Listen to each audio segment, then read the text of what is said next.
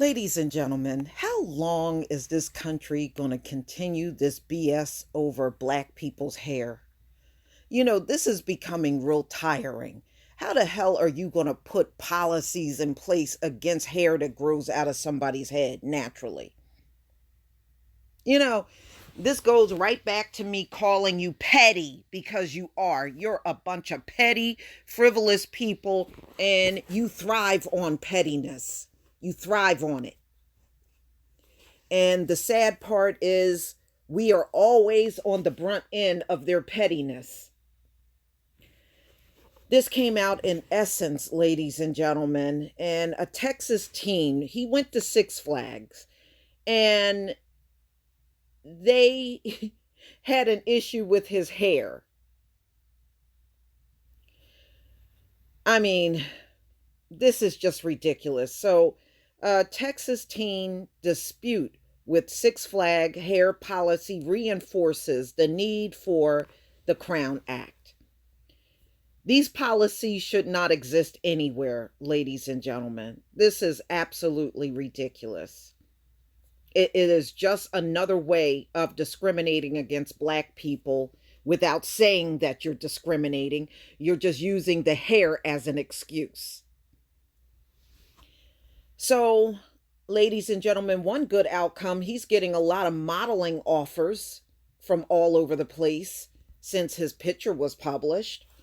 So, I hope this teenager gets some big work and makes some big money. Maybe he will.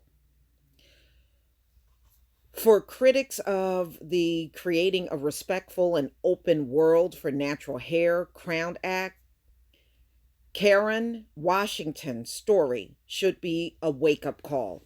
The Texas teenager has been the subject of praise this week when the act of discrimination led to an opportunity.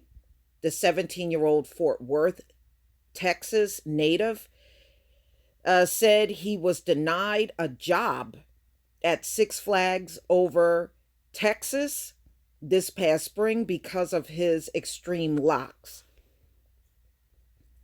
That ain't hardly extreme. How the hell is this extreme? Extreme? To who? Some old gray haired, wrinkled up prune? So, anyway, so he was denied a job. They told me I could cut my hair and come back. That it's just hair and it would grow back, he told the Dallas Morning News. I didn't want to cut it, and he shouldn't have to cut it. How the hell is this going to interfere with his job? You know, come on. Y'all are just being beyond ridiculous. Instead, Washington sought out another job. As that door closed, another one opened. After his mother, Caris Washington, posted about the incident, went viral on Facebook. Then the teen was contacted by Corey Castor, head of development for IMG Los Angeles, a scout for IMG worldwide, through Instagram. Now he's being developed for a modeling career, potentially with a well-known agency. I hope he's successful and able to have a platform to use his voice to talk about things that mean something to him, because he will be put in those situations. Yeah, he will. He will. And you know what? It's a shame. Here he is again.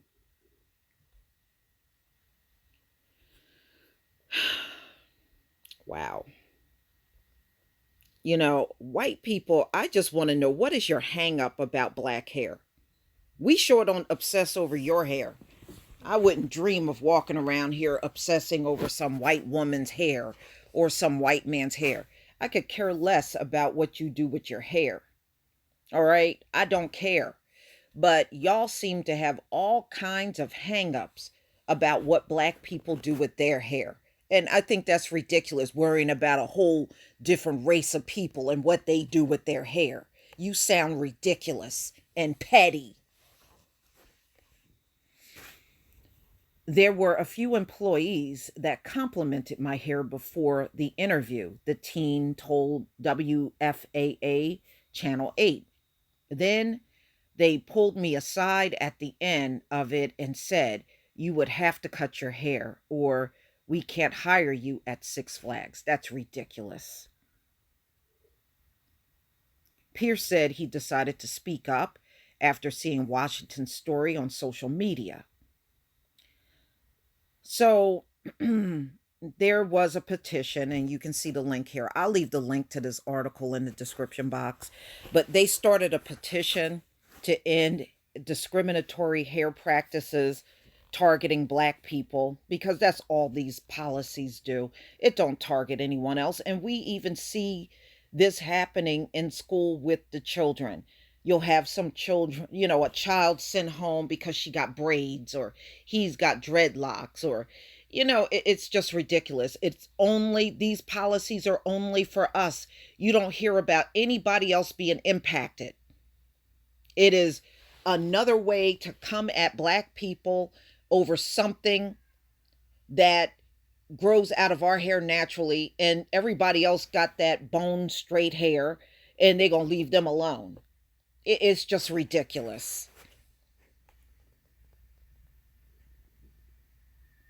Okay. And what is it with you, Six Flags? What, black people don't spend their money there? I know a lot of black people that have gone to Six Flags and spent their money and took families there. Sometimes large groups of black people go to Six Flags. So it's okay to take our money and then find something wrong with us, like our hair. You know, this is when the community need to get together and stop going to these kind of places that do these discriminatory practices targeting black people only, because that's what those hair policies are. So when these people try to act like these things don't occur anymore, that was in the past, that was hundreds of years ago. No, you still do these things now. And it's the reason why we should never stop demanding reparations. You think many of us are so stupid we can't see what's going on. Many of us are wide awake, and that's what you don't like. That's why you keep coming around and bitching and complaining about somebody being a racist, because we're wide awake and we're seeing through all of this stuff, seeing it for what it really is. Just another form of discriminating against black folks. It's nothing more than that. But see, when we point it out, we're the racists. Get out of here with that crap. What you're trying to do is flip on us things that your people have been carrying out hundreds of years, and now you're trying to put the blame on somebody else. It don't work. It don't work. So, ladies and gentlemen,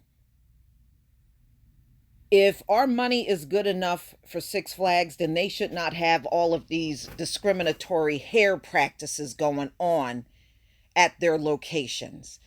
That being said, maybe it's a good idea to rethink Six Flags and go elsewhere, since they got problems with black people's hair. Maybe this is not the place you should be looking for your fun and entertainment from.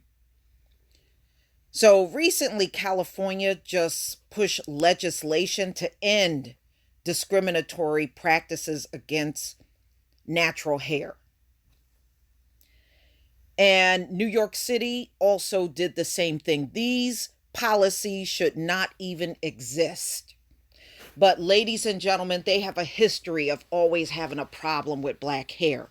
There was a time when they had laws on the books where black people, especially black women working in their homes, had to keep their hair covered up. So they always had these issues. You can take this back hundreds of years. They've always had an issue with black hair. And they're still whining and complaining about our hair hundreds of years later. You may be looking at different people, but the mindset is all the same. Ladies and gentlemen, please tell me what you think. I don't think we should be giving in to these demands for us to change our hair. The only way to shut this down is to refuse. If they do this to your children in school, you need to find another school. Don't give in to these people when they tell you what you need to do with your hair. No, don't you give in at all. And I'm glad he didn't go home and cut his locks off. And we saw them do this in New Jersey too.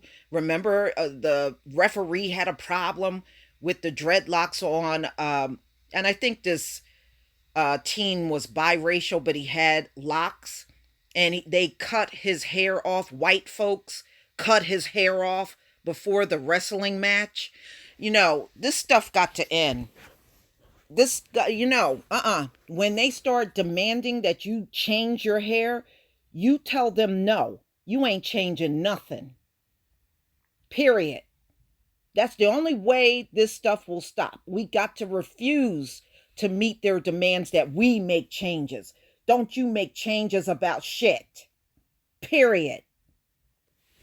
Please leave your comment and subscribe. Don't forget to hit on the notification bell. And I'll see you on the next video. Peace, family.